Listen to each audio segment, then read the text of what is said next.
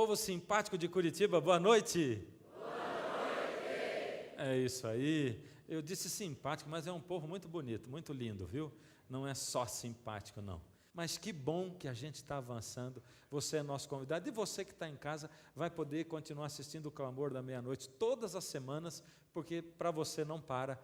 O tempo todo você vai ter a cada semana o Clamor da Meia-Noite. O Apocalipse 13 continua. O que é o cordeiro na Bíblia mesmo? Jesus.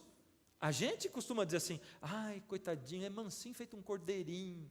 Mas não é nesse sentido que está falando. Não quer dizer que ele falava manso como um cordeiro. Está dizendo que ela falava como cordeiro. Quem é o cordeiro na Bíblia? No Apocalipse aparece 31 vezes a palavra cordeiro. 30 delas se refere a Jesus Cristo. Isso no Apocalipse, nós estamos estudando o Apocalipse.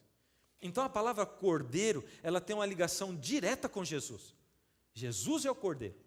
E aquele cordeiro era o evangelho do Antigo Testamento. De novo, vou lembrar, Jesus disse, João Batista disse quando viu Jesus, esse é o cordeiro de Deus que tira o pecado do mundo. O cordeiro. A única vez que esse verso aparece, não se referindo a Jesus, fala dessa besta que tenta se parecer com Cristo. Ela se mostra seguidora de Cristo. Ou seja, é uma nação cristã.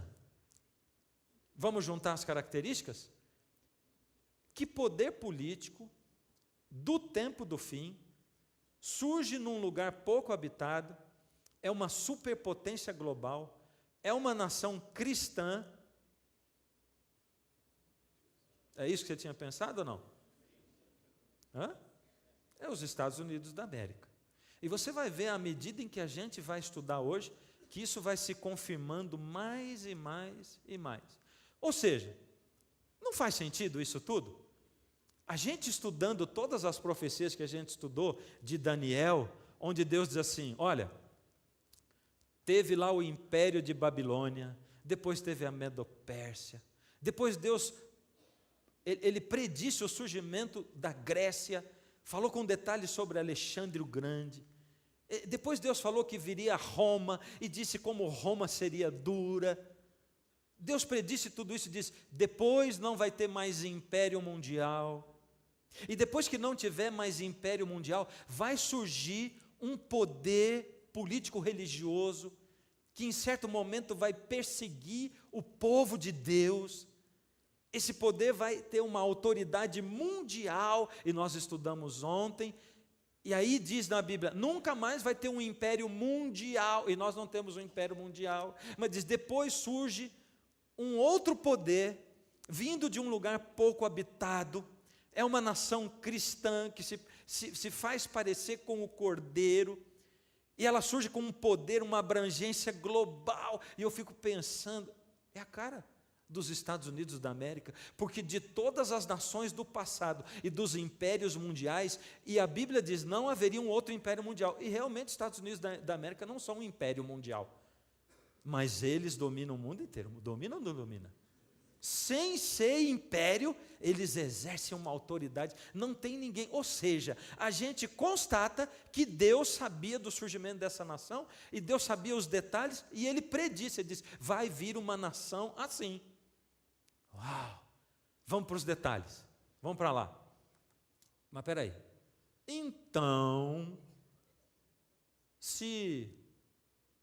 quer dizer então que, se os Estados Unidos é essa superpotência, então quer dizer que todas aquelas coisas que dizem depois lá, que ele vai se unir à primeira besta, e que eles vão juntos, será que isso vai acontecer? Obrigar as pessoas, e vai proibir de comprar e de vender, quem não tiver a marca da besta na mão ou na testa? Será que seria possível hoje, no século 21, acontecer uma coisa dessa? Uma nação como os Estados Unidos, que fala de liberdade, impedir as pessoas de comprar ou vender, será que seria isso possível Mas vamos começar a estudar a Carta de Constituição de Direitos dos Estados Unidos, porque lá o primeiro direito mencionado é liberdade religiosa.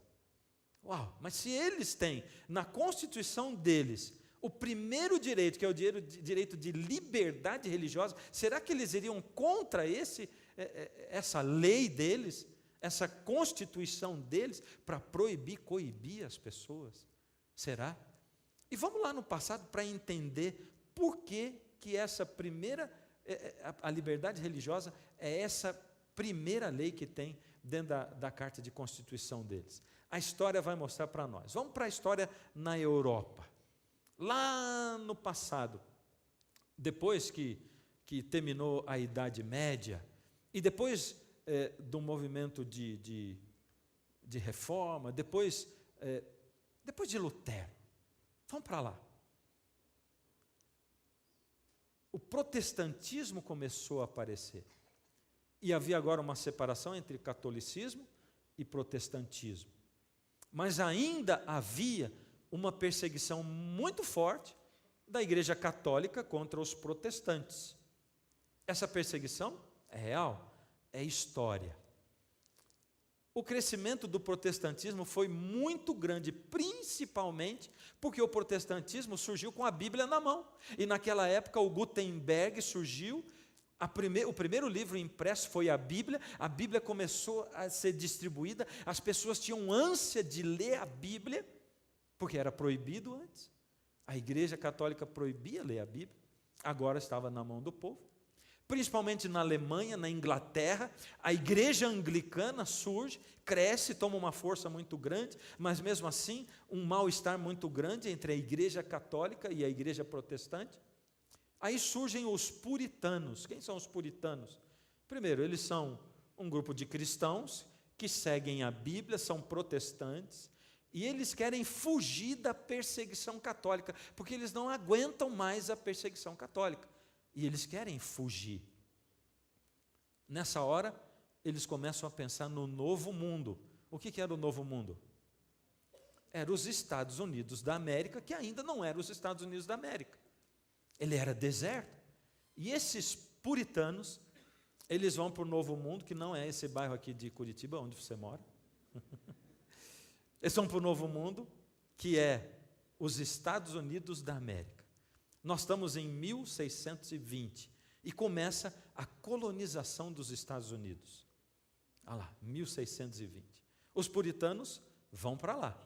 Ou seja, logo no início da colonização dos Estados Unidos, quando ele começa a ser mesmo povoado, ele é povoado pelos puritanos, que são esses protestantes que vão para lá.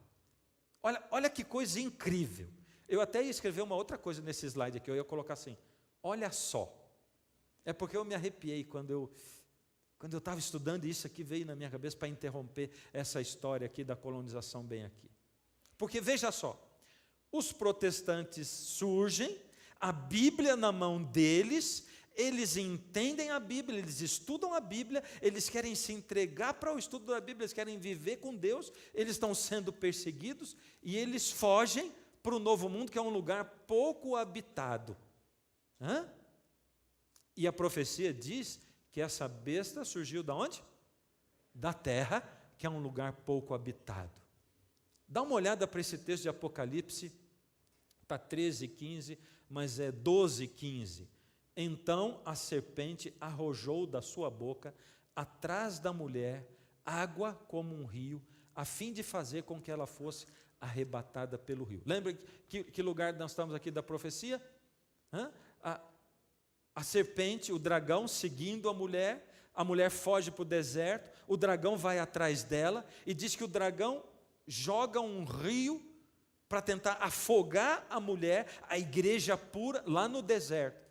E nós já vimos que o deserto é a Idade Média, o povo de Deus está sendo perseguido na Idade Média, eles estão sendo esmagados, eles estão sendo martirizados, e esse é o rio que a serpente joga em cima do povo de Deus, para tentar afogar o povo de Deus, e de repente, o que acontece?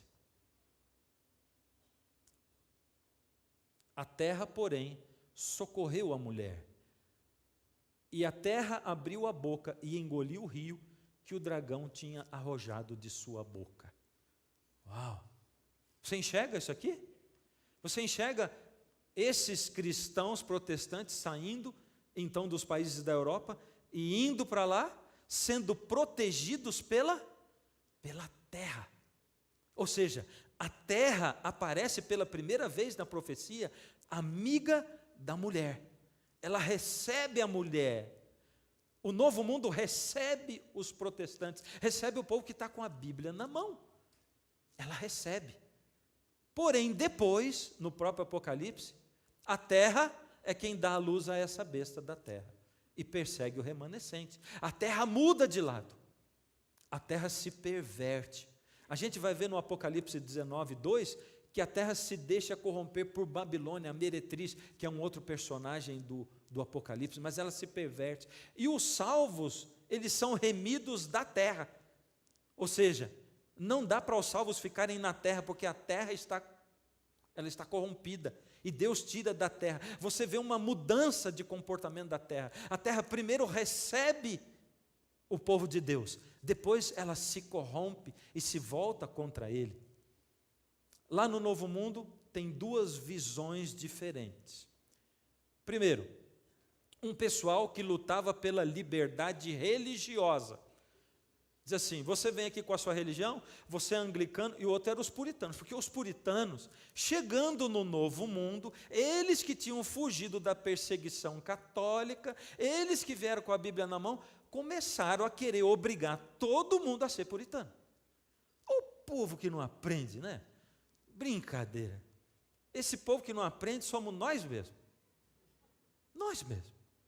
É por isso que a pessoa que diz assim, ó, se você quer conhecer uma pessoa, dá para ela poder. Dá poder.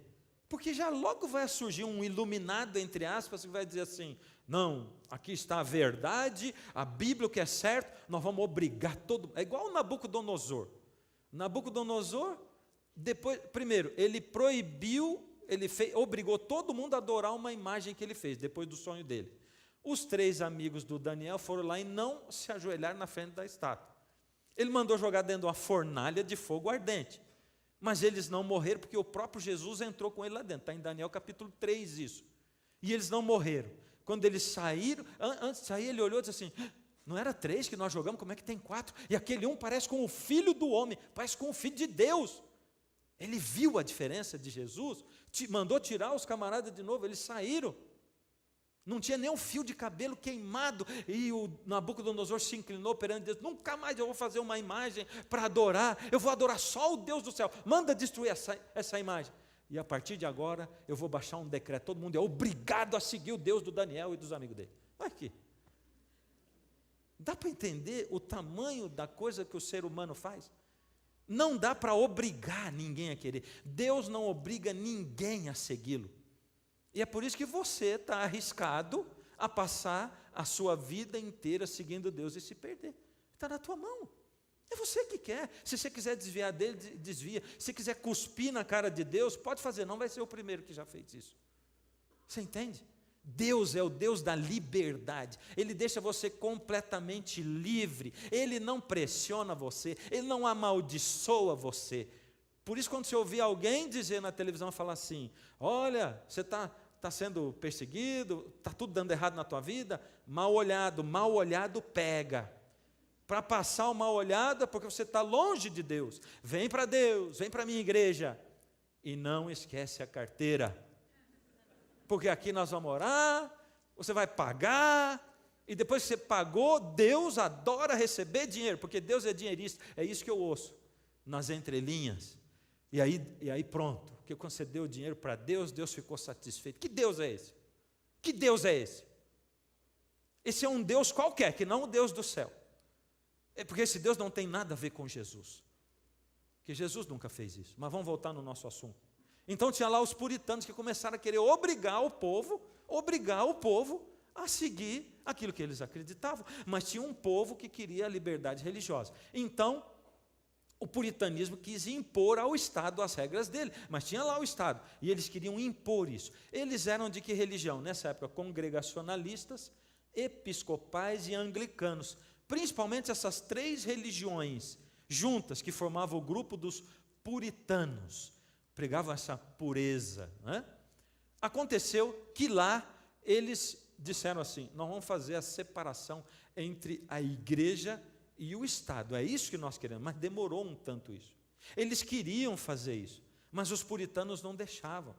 Quem era a favor da separação entre a igreja e o Estado? Eram os batistas, os quakers, os judeus que estavam lá no Novo Mundo. Eles queriam a separação. E o que você acha que era melhor? O Estado ser religioso ou separar a igreja do Estado? Separar. Eu tenho dito para você, quando a igreja se une com política, não dá certo. Você entende? Existem políticos da igreja adventista? Existe. Sim, existe. Agora, a igreja nunca vai ter uma bancada de políticos da igreja. Você nunca vai ver que o pastor fulano adventista candidato, não existe isso. Entende? Não vai ter uma bancada evangélica. Deus não proíbe ninguém a se candidatar. Deus teve o Daniel lá, que foi um grande estadista de Deus em Babilônia. Deus colocou numa posição. Deus abençoou Daniel e ele foi uma bênção lá dentro, porque ele seguiu Deus. É uma posição difícil, mas ele seguiu a Deus, ele foi um servo de Deus, e Deus abençoou o Daniel. Agora, a igreja começar a colocar a gente lá para se servir, formar uma bancada, não dá certo. Deus diz assim: não faz isso, separa. E esse povo aqui estava certo, queria separar. O Roger Williams foi o primeiro pastor batista nos Estados Unidos em 1639.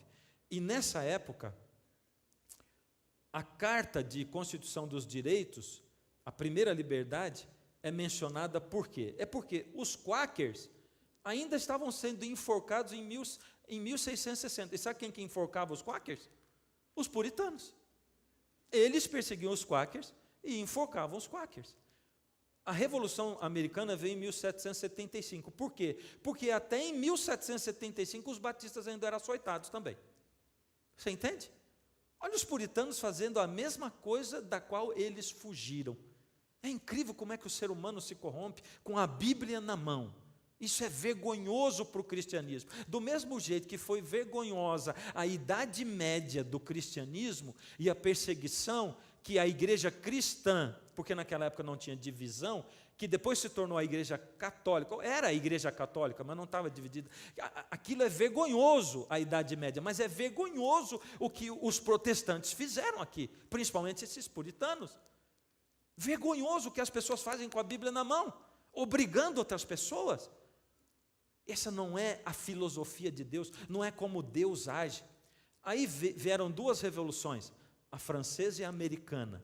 A americana começou primeiro, mas vamos ver primeiro a francesa, que foi em 1798. Ela foi muito importante, porque lá na França, o parlamento baniu a religião do Estado e proclamou o Estado ateu. Foi isso que aconteceu lá na França. Então, baniu e o Estado agora é ateu. E nos Estados Unidos, a Revolução Americana, o que aconteceu?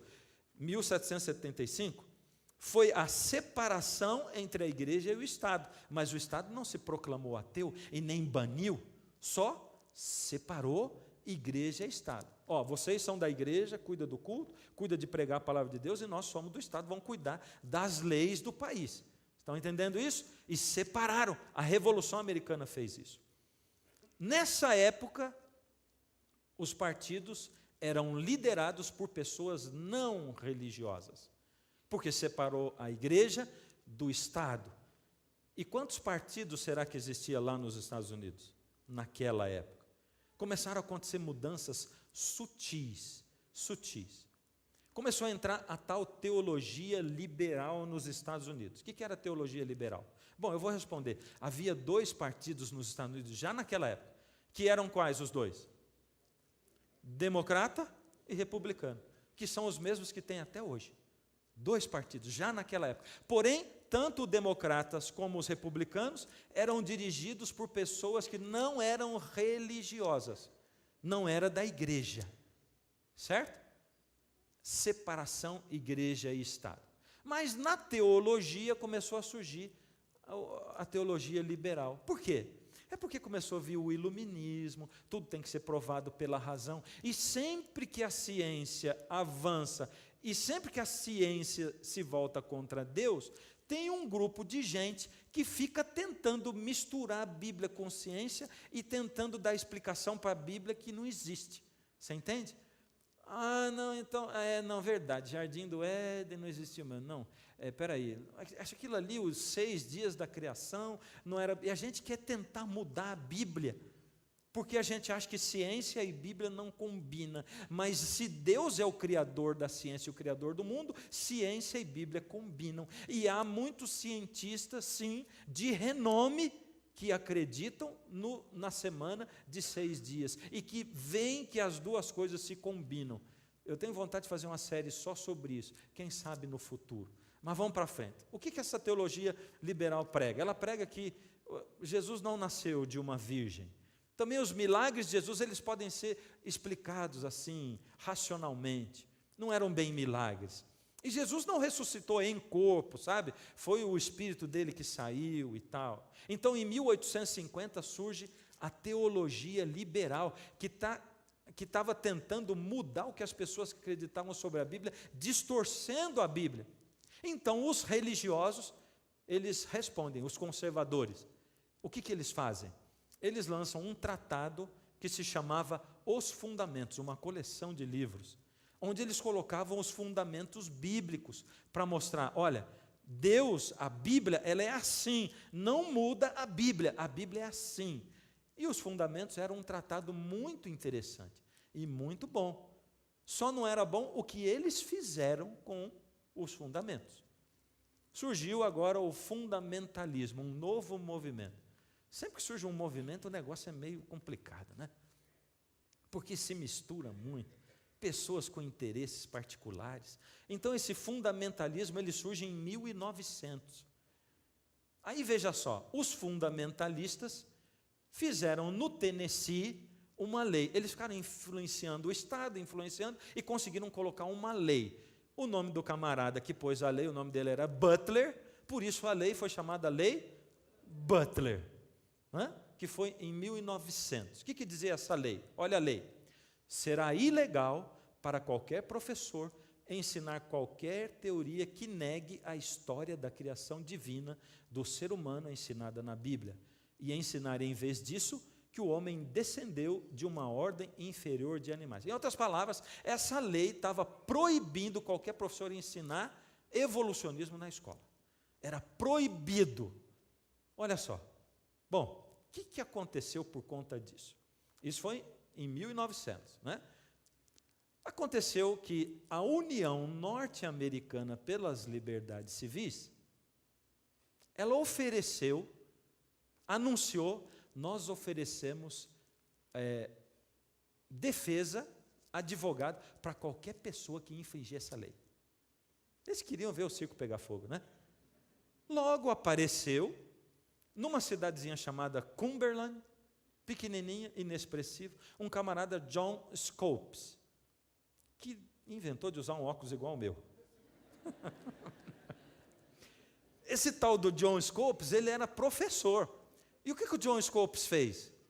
O John Scopes foi e deu uma aula de evolucionismo na escola. E ele foi preso. E ele saiu no jornal. Ele foi tido como culpado por ensinar evolução. Isso foi 25 de maio de 1925. Esses dias atrás, não sei se foi esse ano ou ano passado, teve uma reportagem na TV sobre isso aqui. Isso aí se tornou tão público. Olha só aquela charge lá, né? O macaquinho levantando a mão assim, não culpado, pelo menos eu espero, né? O John Scopes foi julgado, foi condenado, e esse dia foi chamado o julgamento do macaco. Os fundamentalistas ganharam no tribunal, né, a guerra contra os liberalistas. Mas eles ganharam no tribunal e perderam para o ridículo, porque se tornou ridícula essa história. O julgamento do macaco. Só corria risada por aí tudo. E os fundamentalistas perderam a moral. o resultado foi que os fundamentalistas ficaram com tanta vergonha que eles disseram, tá bom, nós tentamos influenciar o estado do Tennessee, botamos essa lei, é melhor a gente ficar fora da política. E os fundamentalistas que estavam se aproximando da política nos Estados Unidos, eles foram para fora. E eles começavam a dizer, nossa tarefa é pregar e salvar almas, não é política. Esse era o slogan deles. Ou seja, em 1925, os fundamentalistas saem da política. Em 1950, 2 partidos. Quais eram os 2? Democratas e republicanos. Os 2 liderados por liberais. Os conservadores religiosos e os conservadores políticos, eles estavam fora da política. Deu para entender? Conservador religioso, um grupo. Conservador político, que não tinha a ver com a religião, mas ele era conservador na política. Os 2 estavam fora da política, porque os 2 partidos eram liderados por liberais. Mas aconteceram mais mudanças nos Estados Unidos, mudanças sutis. Enquanto isso, os fundamentalistas religiosos começaram a pregar. Eles não disseram, nós vamos sair fora da política, vamos começar a pregar. E eles saíram mesmo da política e começaram a pregar. E o que aconteceu na América? Os batistas do Sul cresceram de 1940, 22 anos, a 1962, 1,5 milhão de membros. E eu estou olhando ali que faltava 1 ano para eu nascer ali naquela época. Ali. Eu nasci em 63, já está pertinho de mim aqui, ó. 1,5 milhão de membros, cresceu muito, eles cresceram muito. E olha o quanto cresceu a Assembleia de Deus, ela quadruplicou o número de membros nessa época também, porque eles se voltaram para pregar o Evangelho. Mas também cresceu o liberalismo. Essa foi a época, 1960, quando veio a revolução sexual. Rock, sexo, drogas e rock and roll. Woodstock, aquela coisa toda. Essa foi a época da liberação sexual. Sexo, drogas e rock and roll. Isso é história recente. Em 1960, quem é o presidente dos Estados Unidos? Eu ouvi alguém dizer, algumas pessoas dizerem. Olha só como é que estava o cenário religioso político da América. Tinha um forte anticatolicismo dos Estados Unidos, ou seja, a grande maioria da população era católica ou protestante? Era protestante. Eles não só eram protestantes, mas eles tinham um anticatolicismo muito forte. Eles morriam de medo que alguém católico fosse presidente da República. Então, eles tinham muito medo, eles eram anticatólicos, porque eles tinham medo da ligação entre a igreja e o Estado, e Kennedy era candidato, e candidato católico. Ou seja, Kennedy tinha tudo para não ganhar a eleição. Eles obrigaram o Kennedy, porque a popularidade dele começou a crescer muito, a fazer um discurso na associação ministerial, que nada mais era do que uma associação dos pastores protestantes em Houston. E olha só, o Kennedy, em 1960, o que ele falou no seu discurso? Creio em um país onde a separação entre igreja e Estado seja absoluta, onde nenhum prelado católico diria ao presidente, caso ele seja eleito, como agir, e nenhum ministro protestante diria aos membros de sua igreja em quem votar. Olha, eu acho muito interessante isso que ele está dizendo aqui. Porque eu que sou pastor de igreja, não digo a ninguém em quem votar. Isso é orientação divina. Cada um tem que escolher por si. Eu só digo assim, escolha alguém que vá representar bem a Deus no governo. É isso. Das pessoas que você conhece, escolhe aquela que vai melhor representar Deus no governo, porque Deus gostaria de ser o presidente do Brasil. Deus gostaria. E se tivesse ali um cristão, alguém que seguisse a Deus e que fosse fiel a Deus, Deus gostaria que essa pessoa estivesse lá, porque Ele poderia dirigir o Brasil através dessas pessoas. Como ele dirigiu Israel através de Davi, através de Salomão, através de Josias. Deus dirigia o povo através do governante. Deus pode dirigir a sua casa através de você. Deus pode educar os seus filhos através de você. Deus pode abençoar o seu marido através de você, esposa. Deus quer abençoar a sua esposa através de você, marido. E sabe, não existe um remédio melhor para um homem do que uma esposa de verdade. Porque ninguém como ela sabe exatamente o que dizer para fazer com que ele saia de qualquer problema que ele tenha. E nenhum remédio é melhor para uma esposa do que um marido, um homem de Deus que ama a esposa, porque ninguém como ele sabe o que dizer para fazer com que ela se sinta a melhor pessoa do mundo. Mas também não existe um veneno pior do que um marido e uma esposa quando os dois resolvem brigar.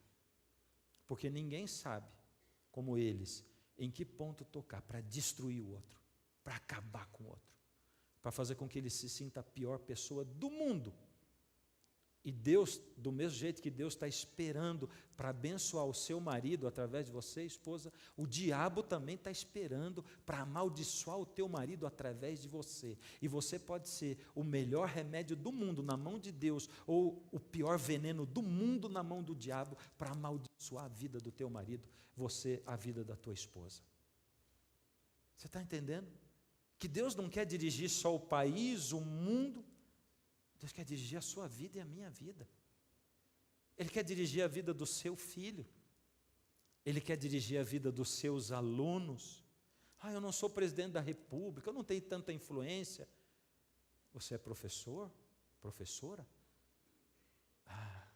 Deus quer falar com os seus alunos através de você. Você é garçom?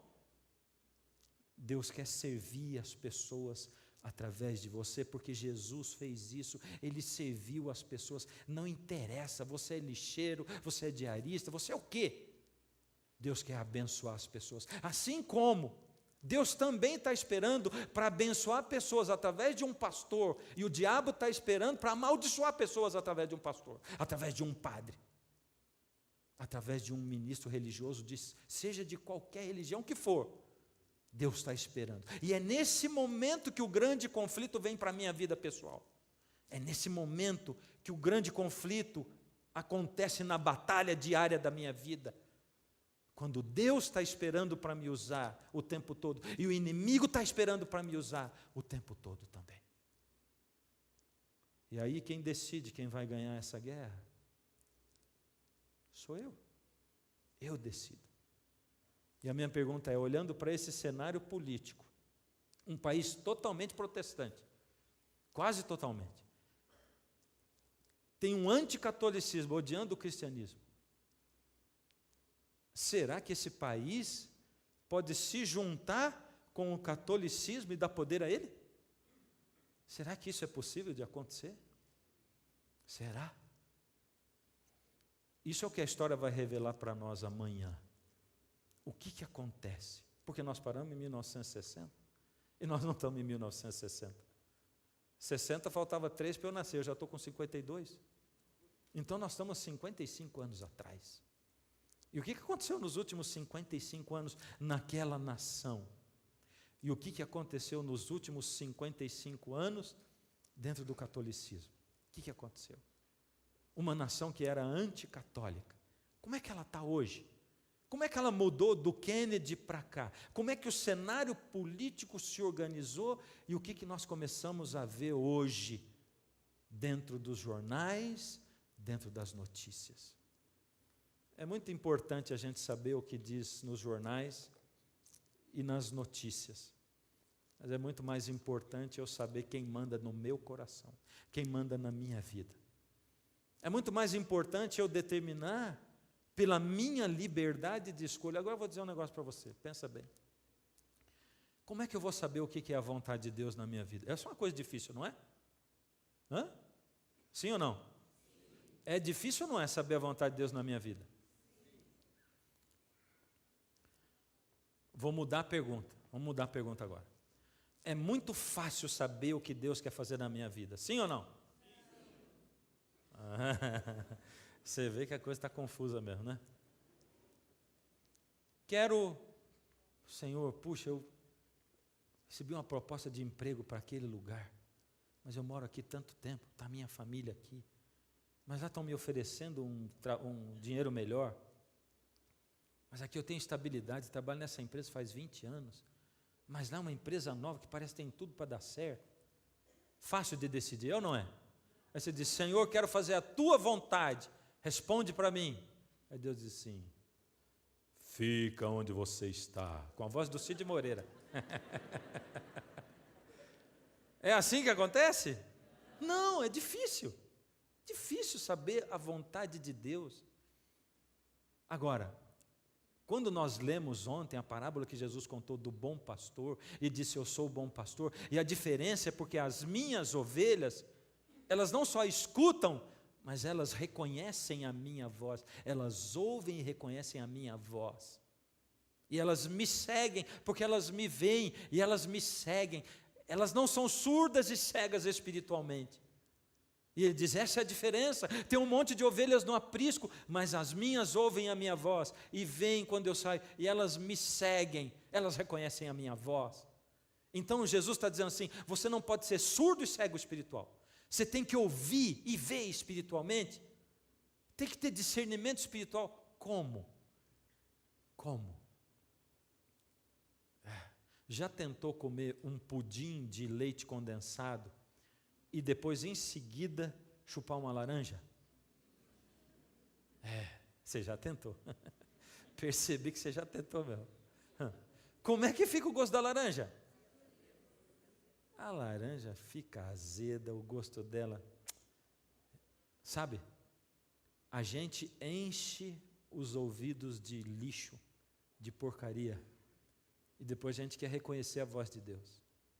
A gente enche os olhos de lixo e depois a gente quer reconhecer Deus quando Ele... E a gente diz, Senhor, me responde. E as pessoas dizem, eu oro, mas Deus não me responde. Deus está gritando no teu ouvido. Você não está escutando. Está cheio de lixo aí dentro. A gente enche lixo dentro do corpo da gente. Come lixo. Lixo. Porque... é lixo que a gente come, doce, fritura, essa coisa arada, é lixo. A gente enche de lixo e depois quer ter a mente com discernimento para escutar a voz de Deus. Então, Deus diz assim, me ajuda, vai, porque você é humano. Teu corpo não é lixo. Vai tirando os lixos daí, impede dele entrar. Dá uma ajuda para mim, porque eu estou falando, você não está escutando. Quer fazer a minha vontade? Quer me seguir? E olha, nós estamos chegando num momento da história do mundo, onde nós, cada um de nós, vamos ter que decidir de que lado nós vamos ficar. Porque é isso que diz a profecia do Apocalipse. Todos aqueles que recebem a marca da besta na mão ou na testa, estão separados do povo de Deus. E você viu naquela profecia de Apocalipse, que diz ali que os que têm a marca da besta recebem as 7 pragas. Agora, os que não têm a marca da besta, são perseguidos pela besta, e são impedidos de comprar ou vender. Existe uma separação brutal no fim dos tempos agora, daqui a pouco. E você vai ver que a história vai chegar até nós. Amanhã a história chega a nós. No próximo programa a história chega a nós. E ela parte daqui para frente. E a gente fica vendo o que vai ser. Deus vai dizer para a gente o que vai ser. Ele vai dizer o que está acontecendo. Porque Ele disse isso aqui 2000 anos atrás. E aí Ele diz o que vai acontecer. E Ele vai dizer assim, decide. Decisão é sua. Em quem eu vou acreditar? Vou ser usado por quem? Porque os dois estão esperando para me usar. Deus e Satanás. Os dois estão esperando. Em cada decisãozinha da minha vida. E sabe, se eu não treinar nessas decisões pequenas, quando chegar a hora de eu tomar decisão grande, você acha que eu vou saber tomar decisão grande? Eu preciso treinar na decisão pequena. É isso que Jesus disse na parábola. Ele diz assim, bem-estar, servo bom e fiel. Foste fiel no pouco, sobre o muito te colocarei. E o ser humano tem um olho desse tamanho, ganancioso, já pensa logo em dinheiro. Deus está dizendo que se eu for fiel com um pouquinho de dinheiro, Ele vai me dar muito dinheiro. Não está falando de dinheiro. Ele está falando de fidelidade nas coisas pequenas da vida. Acorda. Ele não está falando de saúde aqui, Ele está falando de vida eterna. Ele está falando do grande conflito entre o bem e o mal. Ele está falando da tua alma, da tua salvação, da coisa mais importante que você tem. Ou você quer viver só essa vida que passa tão rápido? Eu acho que não, você quer viver a eternidade. E eu quero viver a eternidade também. Eu disse outro dia nessa série, não aqui, lá em Porto Alegre, uma coisa que eu vou dizer de novo. Você já ouviu em casa, mas eu vou dizer de novo, porque isso está na minha alma. Deus fala para você e para mim de eternidade. Só que essa palavra eternidade, ela não aquece o coração da gente. A palavra eternidade, vida eterna, ela não é combustível para nós. Ela não faz os olhos da gente encher de lágrimas. Ela não me faz ter vontade de viver eternamente. É porque eu não sei o que é eternidade. Eu não sei. Se você disser para uma criancinha assim, de 4 anos, o que você quer? Coloca para ele, em notas de R$5, uma pilha de 50 notas de R$5. E põe um cheque de 1 milhão. E diz para ele, esse cheque é pré-datado, é para daqui 10 anos. Você quer essa pilha de nota de R$5 agora, e você leva e gasta tudo em bala e doce? Ou você quer esse cheque pré-datado de 1 milhão para daqui 10 anos, garantir o seu futuro, o seu estudo, sua faculdade, a sua saúde? Você acha que vai escolher o quê? Ninguém de nós tem dúvida. Ninguém tem dúvida. Simplesmente porque a criança não sabe o que é um cheque de 1 milhão. E a gente vive escolhendo as notinhas de R$5 quando Deus oferece para a gente do outro lado da eternidade. Eternidade? Ah, mas será que vai acontecer aquilo? Eternidade? Conheço ninguém que foi para lá, né? Eternidade. É exatamente isso. A gente não consegue ter gosto pela eternidade, vontade. E Jesus diz no Apocalipse, sê fiel até a morte, e dar-te-ei a coroa da vida. Você quer ver como é que termina o Apocalipse? Eu quero terminar lendo isso aqui. Pega a palavra, pega na tua mão, deixa o poder dela derramar sobre você. Deixa a influência dela encher a sua alma, os seus olhos. Deixa o seu corpo ser tomado pela luz da presença de Cristo, à medida que essa palavra sai daqui e entra em você. Porque a palavra não ilumina ninguém se ficar no móvel da casa. Ela tem que sair daqui e entrar em você. Olha só. Acabou tudo. O Armagedon já foi. Não existe mais Satanás e o pecado. E João agora diz...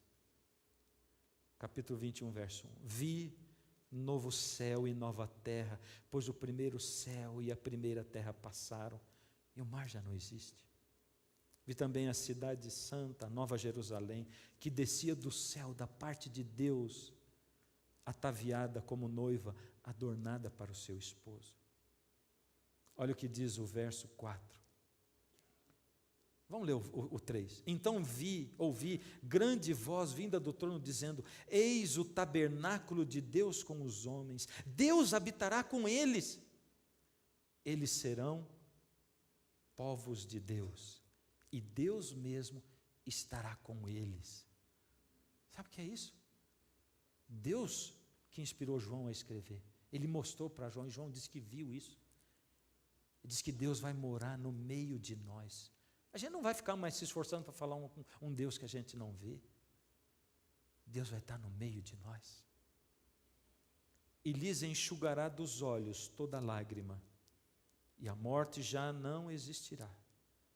Já não haverá luto, nem pranto, nem dor, porque as primeiras coisas passaram. Isso é eternidade. Isso é eternidade. Tem um hino que é um hino conhecido. É o hino Preciosa Graça. Amazing Grace, em inglês. Enquanto eu falo aqui, eu vou pedir para ver se ele consegue mudar a minha música. Eu sinto vontade de trocar a música que eu vou cantar. Eu queria que você passasse para a música Obrigado, que está no CD Livre Outra Vez, por favor. Eu quero cantar essa música agora em seguida. Eu estava falando o que mesmo antes? Da música. Amazing Grace. Você vê que a minha memória está, né? Também é tanta besta na minha cabeça que eu vou te falar, viu? É uma besteira na minha cabeça. Vamos voltar. Amazing Grace. Esse hino em inglês, ele é traduzido para o português, né? A gente canta: Preciosa graça que Jesus. Ai, que lindo, tá bonito. A gente podia continuar, mas eu não sei a letra depois disso. Mas é o seguinte: preciosa graça de Jesus. Lá no meio dele tem uma frase em inglês que não foi traduzida para o português. Eu amo essa frase. Ela diz assim, eu vou falar com as minhas palavras. E depois, quando a gente estiver no céu, na presença de Deus, louvando a Deus por 10.000 anos, de repente a gente vai parar, olhar para trás e dizer: a eternidade só está começando. Acho que isso é eternidade. Louvar a Deus na presença dEle por 10.000 anos e reconhecer que ela só está começando. Não tem que preocupar com dor, com morte, porque Deus vai ter enxugado dos olhos toda lágrima. A dor já não existe, a saudade não existe. Não existe insegurança, não existe mais medo, não existe opressão do mais forte em cima do mais fraco.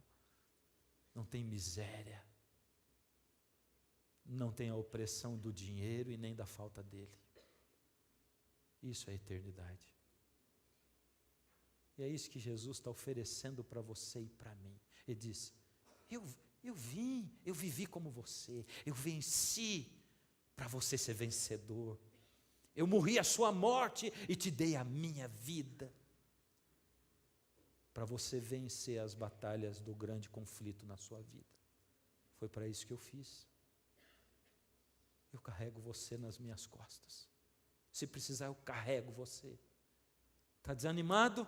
Me pede, eu carrego você. Está desiludido porque os seus sonhos deram em nada? Olha para mim. Eu dependi de alguma coisa para fazer a obra do meu Pai?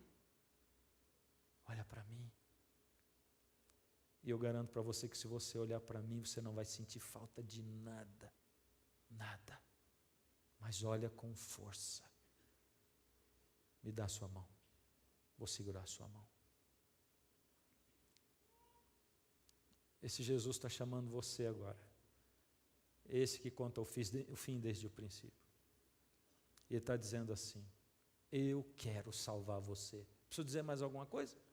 Se eu vim morrer por você, a coisa que eu quero é salvar você, é arrancar você desse mundo.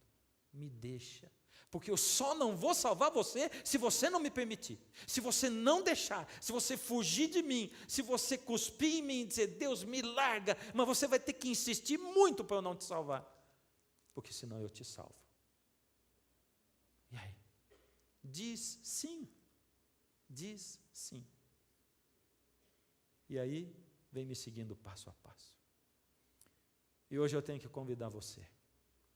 Eu sei que aí em casa, aqui no auditório, tem pessoas que já estão estudando a Bíblia, tem pessoas que já estão conhecendo Jesus, tem pessoas que estão sentindo essa coisa, já um dia atenderam um chamado de Jesus e disseram: Senhor, eu aceito o seu chamado, e começaram a conhecer melhor Jesus.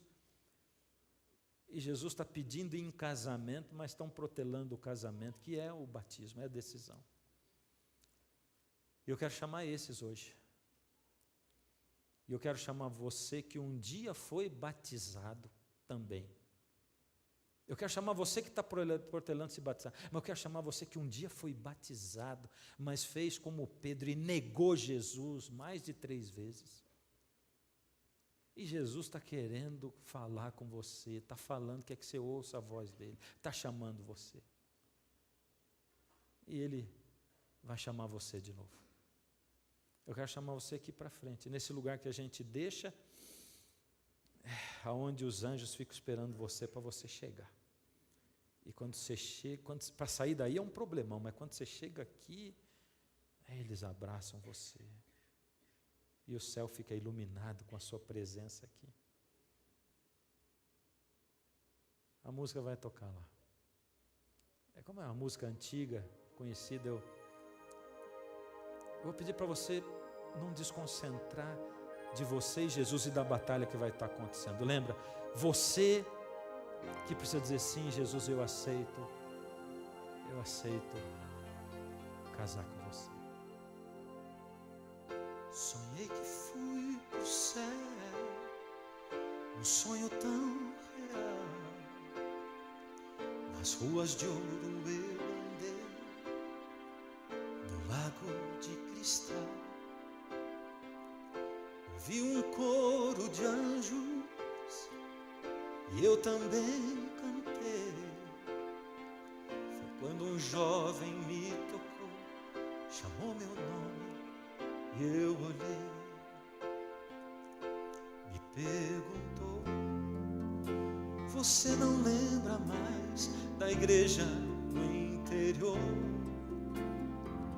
Eu era só um menino ali, você o meu pastor. Você me ensinou a orar e me falou da cruz. Então você orou e aceitei ao meu Jesus. Obrigado por dar-me pro Senhor.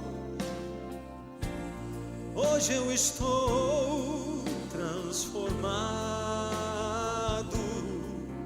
Obrigado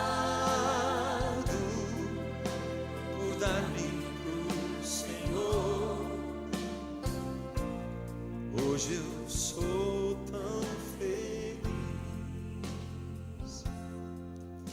E um rapaz chegou me dizendo: você me trouxe luz, pois deu um livro a outro alguém falando de Jesus. Jogaram fora o livro, encontrei-o e o li. Jesus tocou meu coração e por isso estou aqui. Estou esperando. Obrigado por dar-me pro Senhor. Canta comigo. Hoje eu estou transformado.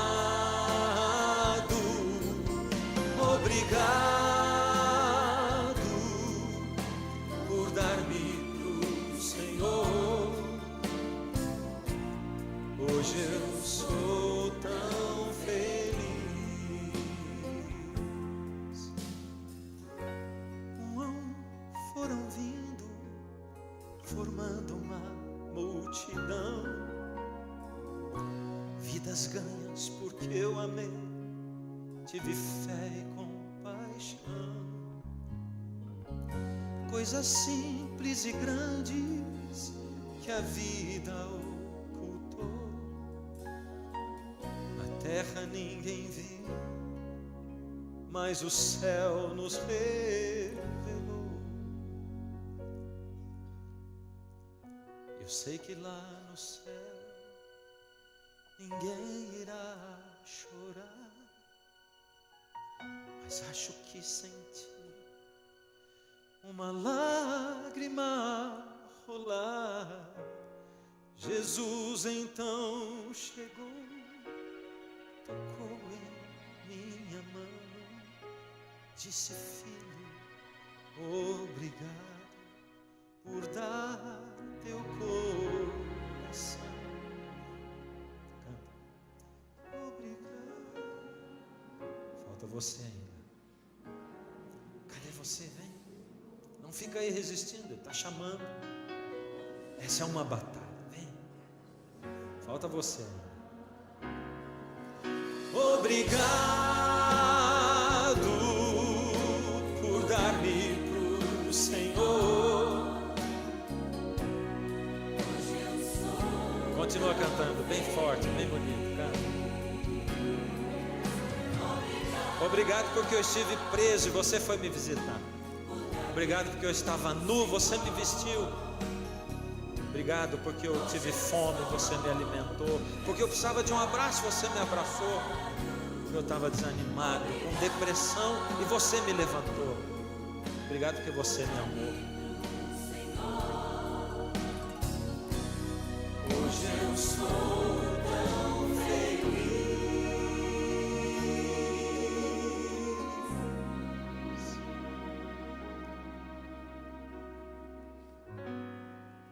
Hoje eu sou tão feliz.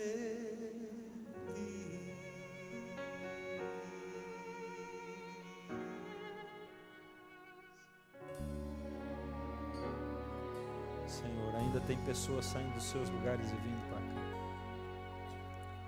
Ainda tem, Senhor, porque o Senhor continua falando com eles. Ó Senhor, como é bom ouvir a sua voz chamando. É difícil, Senhor, porque a gente tem que romper com a inércia. A gente fica tão cheio de medo, pensando naquilo que nós somos, pensando naquilo que a gente não consegue. Ó Senhor, não deixa a gente esquecer que o Senhor nos prometeu que nós podemos fazer todas as coisas se estivermos no Senhor. O seu servo diz: posso todas as coisas naquele que me fortalece. Senhor, aqui na frente nós estamos sentindo o abraço dos seus anjos, o conforto deles, a alegria de estar aqui, Senhor, com um misto de insegurança que a gente não sabe o que vai ser o futuro. Mas o Senhor sabe, o Senhor viveu nesse mundo, a gente vive a vida inteira aqui nesse misto de insegurança. Nós queremos logo sair daqui, Pai. Toma a nossa vida nas suas mãos. Toma aqueles que não tiveram coragem de levantar, Senhor. Estão num processo ainda. Que eles não desanimem. Toma conta deles, Pai. E fortalece aqueles que vieram, para que eles realmente façam a entrega que o Senhor pediu. Tem alguns aqui que vão batizar agora, daqui a pouco, uns dias. Alguns daqui mais um tempo, Pai. Toma-os nas suas mãos e os acompanha até lá. E depois, até a vida eterna. Em nome de Jesus. Amém, Senhor.